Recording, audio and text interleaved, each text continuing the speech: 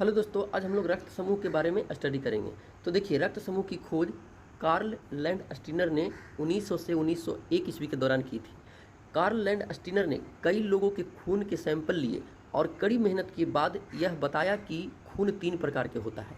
खून 3 प्रकार के होता है, जिसका नाम ए, बी और सी रखा। बाद में लैंडस्टीनर ने सी ग्रुप का नाम बदल करके ओ रख दिया। कार्ल लैंडस्टीनर को अपनी इस उपलब्धि के लिए 1930 ईस्वी में फिजियोलॉजी और मेडिसिन के क्षेत्र में नोबेल पुरस्कार से सम्मानित किया गया। नोबेल पुरस्कार से सम्मानित किया गया। लैंडस्टीनर के इस महान खोज के बाद 1 साल के बाद 2 साथियों अल्फ्रेड बान डिकास्टेलो और एड्रियानो स्टर्ली ने इस खोज को आगे बढ़ाया और उन्होंने दोनों मिल करके एक नए ब्लड ग्रुप AB का पता चलाया। एक नए ब्लड ग्रुप AB का पता लगाया।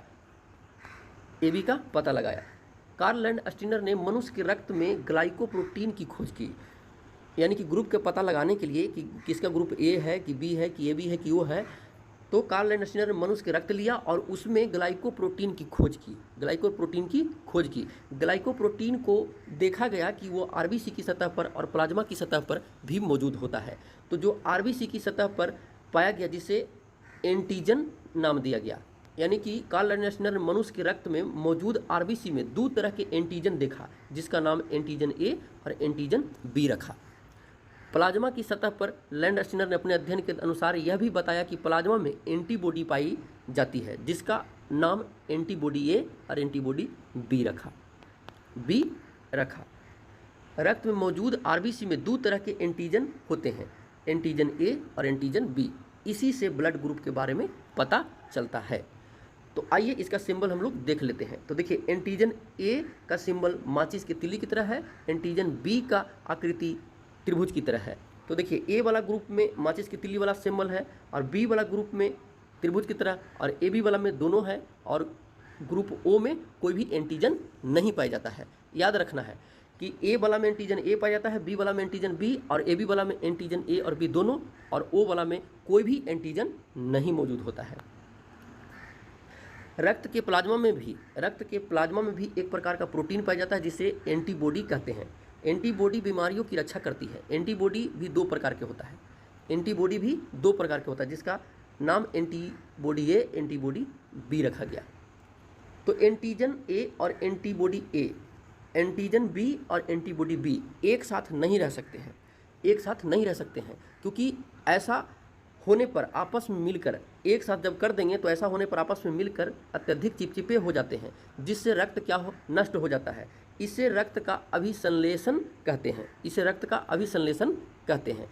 यानी कि एंटीजन A के साथ एंटीबॉडी A नहीं रह सकता है, एंटीजन B के साथ एंटीबॉडी B नहीं रह सकता है, क्योंकि वो दोनों आपस में मिल करके और रक्त का जो फ्लो है, प्रवाह है, वो कम कर देता है, जिससे चिपचिपे हो जाते हैं और ख़राब होने का चांस हो जाता है।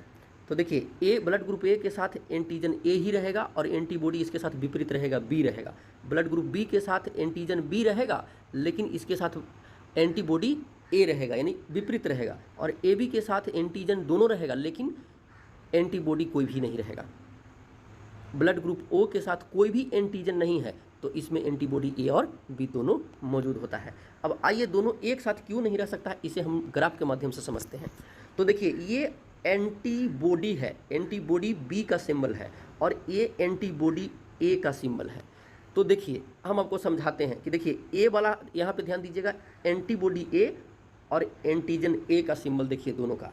तो देखिए, ये जो माचिस का तिल्ली दिख रहा है और यहाँ पे ये गैप है, इसमें ये क्या होगा कि एडजस्ट हो जाएगा, यानी माचिस की तिल्ली उसमें क्या होगा, एडजस्ट हो जाएगा, यानी वो दोनों चिपक जाएगा, यानी उसमें वो समाहित हो जाएगा, जिससे रक्त प्रवाह क्या हो जाएगा, स्लो हो जाएगा और उसका प्रवाह होना धीमी हो जाएगा, और ये बाद में चिपचिपे हो करके ये नष्ट और ख़राब हो जाएगा। उसी प्रकार से देखिए, ये B वाला एंटीबॉडी और एंटीजन B का सिंबल, देखिए ये जो त्रिभुज जैसा दिख रहा है, ये त्रिभुज वाला इसमें समाहित हो जाएगा पूरी तरह से। तो इसीलिए ये दोनों एंटीबॉडी और एंटीजन B वाला एक साथ नहीं रह सकता है। तो समझ में आ गया होगा। अब हम लोग आगे चलते हैं। रक्त समूह O को सर्वदाता रक्त समूह कहते हैं, क्योंकि इसमें कोई एंटीजन नहीं होता है। मैंने अभी देखा कि इसमें रक्त समूह ओ वाला में कोई भी एंटीजन नहीं होता है, सिर्फ एंटीबॉडी इसमें पाया जाता है। और रक्त समूह बी ए बी को सर्वग्राही कहा जाता है, क्योंकि इसमें कोई भी एंटीबॉडी नहीं होता है, कोई भी एंटीबॉडी नहीं होता है। अब आइए हम लोग स्टडी करते हैं कि कौन से ग्रुप वाला व्यक्ति किसको रक्त दे सकता है और ले सकता है। तो ग्रुप ए वाला व्यक्ति रक्त ले सकता है, ए और ओ तो सर्वग्राही है, सभी को दे सकता है। और रक्त ले सकता है, ए वाला ब्लड ग्रुप ए और ओ से ले सकता है, और रक्त दे सकता है ए और ए बी को। बी वाला उसी प्रकार से बी वाला बी को और ओ को रक्त ले सकता है, लेकिन दे सकता है किसको, तो ए और ए बी को ही दे सकता है। ए बी वाला ए बी ओ और ए बी, ये चारों से ए बी ले सकता है, क्योंकि सर्वग्राही है, सभी से ये ले सकता है, लेकिन देगा सिर्फ ए बी को ही। ब्लड ग्रुप ओ वाला सिर्फ ओ को, और लेकिन दे सकता है सभी को, ए बी और ओ, सभी ग्रुप के ओ दे सकता है। अब आइए, अब हम लोग हॉस्पिटल में जाते हैं तो कहता है कि आपका ब्लड ग्रुप ए प्लस है, ए पॉजिटिव है। तो प्लस है या माइनस है, ये क्यों कहता है? तो इस 1940 ईस्वी में लैंड स्टीनर और बिनर ने रक्त में एक अन्य प्रकार के एंटीजन का पता लगाया। उन्होंने रिसस नामक बंदर से पता लगाया। उसके खून में एक मतलब कि एंटीजन पाया गया, जिससे RH फैक्टर कहते हैं, जिसे क्या कहते हैं, RH फैक्टर कहते हैं। तो RH फैक्टर यानी कि जिसमें RH फैक्टर मौजूद होता है तो वो पॉजिटिव होता है, और जिसमें RH फैक्टर नहीं होता है तो वो नेगेटिव होता है।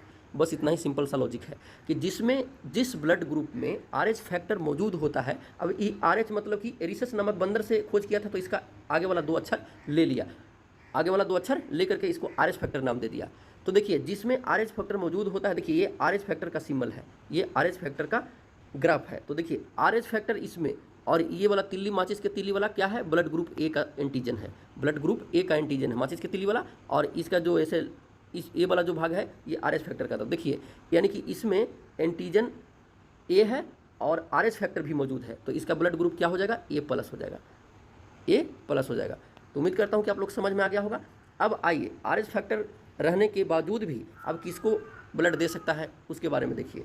तो जिसका पॉजिटिव होगा, कोई भी, जैसे मान चले कि ए पॉजिटिव है, किसी का रक्त क्या है, ए प्लस है, तो ये जो जिस पर पॉजिटिव चार्ज होगा तो पॉजिटिव को रक्त दे सकता है, ठीक है। ले सकता है किसको से, तो जिसका पर पॉजिटिव चार्ज होता है वो यानी पॉजिटिव यानी कि माइनस वाला और प्लस वाला दोनों से ले सकता है, यानी कि ए प्लस और ए माइनस दोनों वाला से ले सकता है, ठीक है, जिसके ऊपर पॉजिटिव चार्ज रहेगा। और नेगेटिव जिसके ऊपर चार्ज रहेगा उससे पर दे सकता है, यानी कि दोनों को दे सकता है वो, यानी प्लस वाला को भी दे सकता है और माइनस वाला को भी दे सकता है, जिसके पास नेगेटिव रहेगा। जैसे ए माइनस वाला क्या करेगा कि वो प्लस वाला को भी देगा और माइनस वाला को भी देगा, लेकिन लेगा सिर्फ माइनस वाला से ही। तो समझ में आ गया होगा। आगे है एरिथ्रोब्लास्टोसिस फिटेलिस, एक रोग है जो RH फैक्टर तथा माता का रक्त यानी कि पॉजिटिव और नेगेटिव के कारण से होता है। जन्म लेने वाले शिशु के जन्म से पहले गर्भावस्था में जन्म के तुरंत बाद मृत्यु हो जाता है। ऐसा प्रथम संतान के बाद ही संतान होने पर होता है। देखिए, सर्वग्राही AB को कहते हैं और सर्वदाता O माइनस को कहते हैं, प्लस वाला को नहीं कहते हैं, O वाला को, माइनस वाला को कहते हैं। यानी जो जिसका रक्त O माइनस रहेगा, नेगेटिव रहेगा, वो रक्त किसी को भी दे सकता है। अब देखिए, माता पिता के रक्त और उसके बच्चे में संभावित रक्त ग्रुप होता है। तो देखिए ए और जैसे पिता का या माता का O और A रहेगा, तो उसका पुत्र का O और A हो जाएगा, O और A हो जाएगा। O रहेगा और B रहेगा तो O और A भी होगा। O रहेगा दोनों, यानी पिताजी भी O रहेगा और माताजी भी O रहेंगी, ठीक है। तो दोनों का अति में संभावित बच्चों में क्या हो जाएगा, O ही आएगा, O ही ब्लड ग्रुप आएगा। O और AB के साथ तो A और B होगा।